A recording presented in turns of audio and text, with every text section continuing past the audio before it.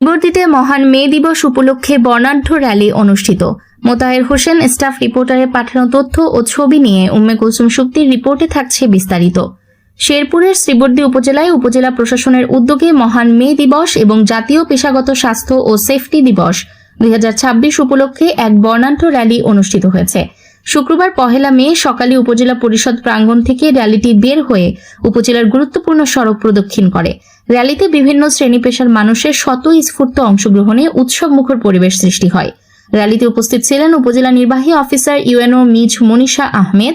এছাড়াও উপস্থিত ছিলেন উপজেলা বিএনপির আহ্বায়ক ও সদস্য সচিব, পৌর বিএনপির আহ্বায়ক ও সদস্য সচিব, উপজেলা শ্রমিক দলের সভাপতি ও সাধারণ সম্পাদক সহ বিভিন্ন সরকারি দপ্তরের কর্মকর্তা, স্থানীয় রাজনৈতিক নেতৃবৃন্দ, প্রিন্ট ও ইলেকট্রনিক মিডিয়ার সাংবাদিকবৃন্দ এবং সুধীজন। অনুষ্ঠানে বক্তারা শ্রমিকদের অধিকার, নিরাপদ কর্মপরিবেশ নিশ্চিতকরণ এবং পেশাগত স্বাস্থ্য সুরক্ষার গুরুত্ব তুলে ধরেন। তারা বলেন, শ্রমিকদের সম্মান ও নিরাপত্তা নিশ্চিত করলেই দেশের টেকসই উন্নয়ন সম্ভব। র্যালি শেষে সংক্ষিপ্ত আলোচনা সভা অনুষ্ঠিত হয়।